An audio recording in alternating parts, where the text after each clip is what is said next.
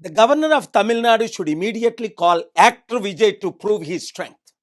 He simply needs to know what happened in 2014 in Maharashtra then, when Fernandez governor was called to prove when he had much more seats were shot. And 2018, Karnataka governor called Yediyurappa to prove his, when there were 10 seats less. Vijay only short of 2. He already has 107, Congress 5, CPI, CPM 4, 9, and he needs only 118. He cannot make up his own rules and destroy Indian image globally. Therefore, I have called yesterday the Prime Minister and the Home Minister to instruct the governor to do what is legal, otherwise replace him. Remember when Prime Minister Narasimha Rao was the Prime Minister, he was short of 25 seats, but he ruled for 5 years. And then Vajpayee ji, a great gentleman, he had only almost 110 seats were shot. But the President of India called to prove his strength. What is going on in India? This must end. Vijay, stand strong. God is with you, people are with you, we are with you, world is with you. You will be put on the world map. Let us do great and mighty things in the next 6 months, because you will always have a problem. Because you are short of, when you are short of 2 seats, 5 seats, the VCK government is asking you Deputy Chief Minister post, cabinet post, and one of your seats, just for 2 seats. What a greed it is. People of Tamil Nadu, people of India are going to teach lesson to this kind of corrupt leaders. We will campaign and prove our strength.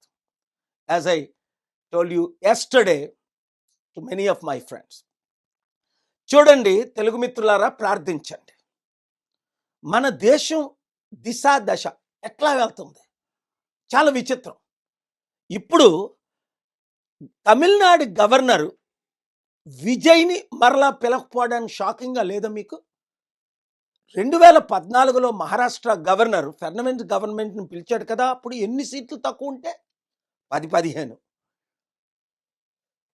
అలాగే 2018లో Yediyurappa governor 10 సీట్లు తక్కువ ఉంటే పిల్లదా? Vijay only 2 తక్కువ. అలాగే president of India Vajpayee గవర్నమెంట్లో దాదాపు 100 సీట్లు తక్కువ ఉన్నాయి, ఇంకెక్కువ. అయినప్పటికీ వాజ్పేయి గవర్నమెంట్కి ఆపర్చునిటీ ఇచ్చారు. ఆయన 2 వారాలు ప్రైమ్ మినిస్టర్గా ఉండి తర్వాత రాజీనామా చేశారు. ఇంకా ఇంపార్టెంట్, మన పివి నరసింహారావు గారు 25 ఎంపీ సీట్లు తక్కువ ఉన్నప్పటికీ 5 సంవత్సరాలు ప్రధానమంత్రిగా కొనసాగారు. మరి ఇక్కడ ఏం అన్యాయం ఇది? మన సౌత్ ఇండియాలో అంటే ఎవరో ఎక్కడో బటన్ నొక్కితే అలా ఫాలో అవడమేనా? ఇండియా ఇమేజ్ని కంప్లీట్గా డిస్ట్రాయ్ చేయడమేనా? అందుకే ప్రజలారా, మీరే బుద్ధి చెప్పాలి. దాదాపు 32% తమిళనాడులో మన ఫాలోవర్స్ ఉన్నారు. క్రిస్టియన్స్ ఏంటి, తెలుగు ఏంటి, ఇంక యూత్ని కలుపుకుంటే దాదాపు 50-60%. 2 సీట్లు ఉన్న వీసీకే ఇప్పుడు విజయ్ని డిప్యూటీ సీఎం పోస్ట్ అడుగుతున్నాడు. 2 ఎమ్మెల్యేలు. ఎందుకంటే కాంగ్రెస్, సిపిఐ, సిపిఎం 9 ఆల్రెడీ మద్దతు ఇస్తున్నారు. ఈయనకి 107 ఉన్నాయి. మరలా 1 ఎమ్మెల్యే సీట్ కావాలట. ఏంటి డిమాండ్లు? అంటే ఎంత అవినీత! 234లో 2 సీట్లున్నోడు ఇన్ని డిమాండ్లు చేస్తున్నాడు. కనుక ప్రజలు ఏం చెయ్యాలి? ఏకకంఠంతో ఇప్పుడు వరకు ఓట్లు వేయని వాళ్ళందరూ మళ్ళీ ఓట్లు వేస్తారు. ఎందుకంటే విజయ్ని గవర్నమెంట్ ఫార్మ్ చేసినప్పటికీ స్మూత్గా నడపనివ్వరు. గుర్తుంది కదా, ఎన్ని మన చరిత్రలో మనం అన్నీ చూస్తున్నాం కదా.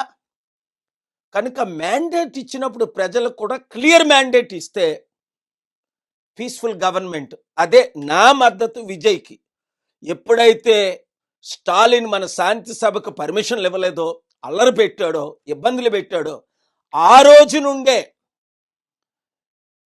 నేను స్టాలిన్కి వ్యతిరేకంగా క్యాంపెయిన్ చేసింది. ఆయన మాజీ ముఖ్యమంత్రి అవుతాడని చెప్పింది మీరు మీడియాలో చూశారు. శాంతికి విరోధంగా ఉన్న వారిని ఎవరినైనా సరే మనం చిత్తుగా ఓడించాలి. అభివృద్ధికి విరోధంగా ఉన్నవారిని. రండి అందరం కలిపి విజయ్కి సపోర్ట్ చేద్దాం. అవసరం అయితే ఒక 3 నెలల్లో 6 నెలల తర్వాత ఆయనకి ఎక్కువ ఇబ్బంది పెడితే మరల జనరల్ ఎలక్షన్కి వెళ్దాం. 107 కాదు 170 180 వచ్చేటట్టు మనం అందరం క్యాంపెయిన్ చేద్దాం. ఈ వీడియో ప్రతి ఒక్కరికి షేర్ చేయండి. Thank you very much.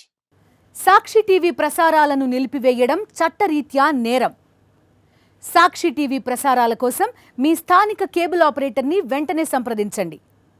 డిటిహెచ్లో, ఇంటర్నెట్లో కూడా సాక్షి టీవీ ప్రసారాలను వీక్షించవచ్చు.